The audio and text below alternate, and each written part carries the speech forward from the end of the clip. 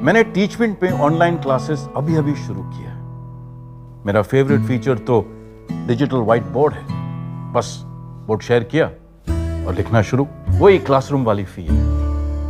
पहले थोड़ी प्रॉब्लम होती थी क्योंकि कुछ स्टूडेंट्स को फॉर्मूला अच्छे से दिखाई नहीं देते थे, लेकिन अब सब कुछ क्लियरली दिखाई देने लगा है। वो खुश तो मैं खुश।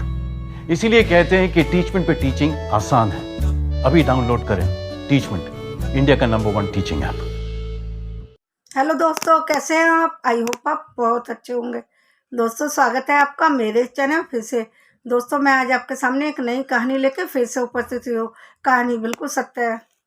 जो मैं आज आपको कहानी सुनाने जा रही हूँ वो अमरोही गांव की कहानी है। अमरोही गांव में 19 साल का लड़का अपने परिवार का संग रहता था और वह स्कूल में पढ़ाई करता था। एक दिन क्या होता है, वह अपने परिवार वालों से बोलता है मुझे किसी काम से जाना है, और वह बाइक उठाता है, अपने परिवार को बोलकर निकल जाता है और अपने दोस्त को भी साथ में लेता है। जब वह काफी दूर चला जाता है, एक फ्लाईओवर आता है।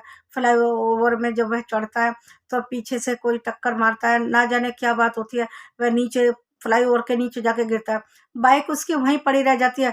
उसका दोस्त भी जख्मी हालत में वहीं पड़ा रहता है, लेकिन जो वह चला रहा था बाइक, जो 19 साल का बेटा था, वह नीचे जाके गिरता है। काफी दूरी थी फ्लाईओवर की और वह नीचे जाके गिरता है और वहीं जाके इसका दम निकल जाता है। जैसे ही गिरता है उसमें कुछ भी सांस नहीं बची, क्योंकि काफी गंभीर चोट आई थी, और गिरते ही वह मर जाता है।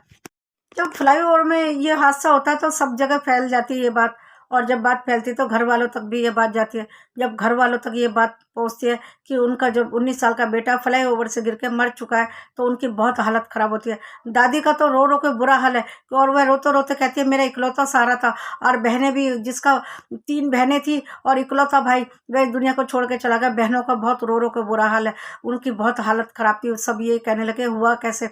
जब पता लगाने लगे, कोई ये अंदाजा लगा रहा था शायद पीछे से टक्कर मारी है, या स्पीड ज़्यादा थी, या ब्रेक लगाने की स्पीड की वजह से ब्रेक लगाया, इसी वजह से गिर गया। लेकिन किसी को कुछ पता नहीं चल पा रहा था कि आखिर हुआ क्या है, क्यों गिरा हुआ है नीचे। और दोस्त की भी हालत बहुत खराब है, वह भी आईसीयू में, ना जाने बहुत गंभीर अवस्था में, ना जाने वह बचेगा या नहीं बचेगा ये भी नहीं पता उसके परिवार वालों को। एक तो दुनिया को छोड़ के जा चुका, और उसका दोस्त भी आखिरी सांसें ले रहा था, ना जाने क्या हो जाए, कुछ पता नहीं था वह बचेगा भी या नहीं।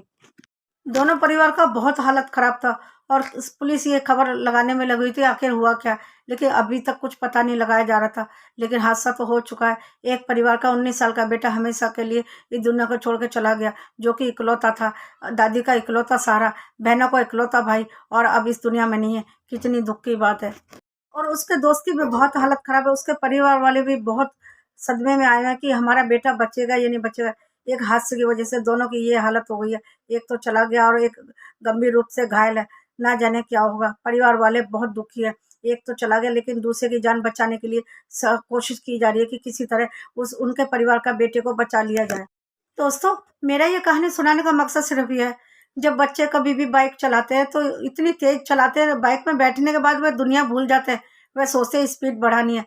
ये नहीं कहा जा सकता इसकी जान जो गई है स्पीड की वजह से गई है, या किसी ने टक्कर मारी है। लेकिन मैंने बहुत से हादसे ऐसे होते हुए देखे हैं कि बहुत तेजी से गाड़ी चलाते हैं, यदि कोई सामने आ जाए जब ब्रेक लगाते हैं तो यह हादसा हो जाता है। इसलिए मैं सबसे यही कहना चाहती हूँ, कभी भी इतनी स्पीड से गाड़ी ना चलाएं, क्योंकि आप लोग बैठते हुए ये नहीं सोचते हो कि हम इतनी तेज चला रहे हैं, कहीं आगे हादसा हो जाए तो क्या होगा। लेकिन जब वह गाड़ी चलाते इस बात को नहीं सोचते। वह तो सोचते हैं बैठ गए गाड़ी में, बस हमें अपनी रफ्तार लेनी है, चाहे जितनी तेजी से लेनी है, किसी के साथ कॉम्पिटिशन करना है, उससे आगे निकलना है, ऐसा बिल्कुल भी ना सोचे।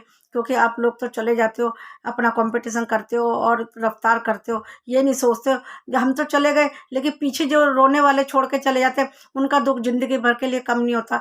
इसलिए मैं सबसे यही कहना चाहती हूँ, खास तौर से लड़कों को कहना चाहती हूँ, लड़के जब बाइक में बैठते हैं बहुत स्पीड से बाइक चलाते हैं, कई बार उनके बाइक के सामने भी कोई आ जाता है, उनके साथ हादसा नहीं होता लेकिन सामने वाले के संग हादसा हो जाता है।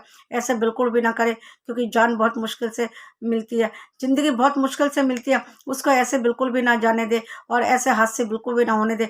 आपकी थोड़ी सी समझदारी से बहुत से लोगों की जान बचाई जा सकती है। इसलिए मैं दोस्तों सबसे यही कहना चाहती हूँ, कभी भी इतनी स्पीड से गाड़ी ना चलाए कि किसी का नुकसान और अपना नुकसान भी हो जाए, क्योंकि यदि ऐसा नुकसान हो जाता तो परिवार वाले को बहुत दुख पहुंचता है, क्योंकि उनकी तो दुनिया ही उजड़ जाती है यदि उनका घर का बच्चा इस हादसे में मर जाता है। अभी तो उसकी ज़िंदगी शुरू हुई थी, 19 साल का बेटा होता ही कितना, अभी तो उसकी खेलने कूदने की उम्र थी और ना जाने उसके संग ऐसा क्यों हो गया, और अभी तो उसकी पूरी ज़िंदगी बाकी थी और इतनी कम उम्र में इस दुनिया को छोड़ के चला गया। पूरी घर वालों को अपना ये गम सारी ज़िंदगी के लिए दे के चला गया।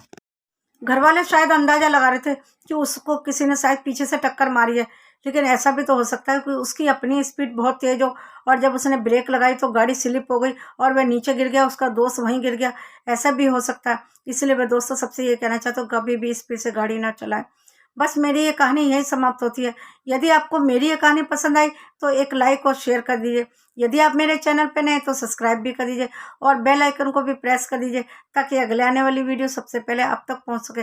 और कमेंट तो जरूर कीजिए, क्योंकि आपके कमेंट से मुझे बहुत मोटिवेशन मिलता है और मैं अगली वीडियो ला पाती हूँ। बस मैं अपनी वीडियो यहीं समाप्त करती हूँ। मिलती हूँ अगले वीडियो में एक नई कहानी लेके। तब तक के लिए नमस्कार। अपना और अपनों का बहुत ध्यान रखिए।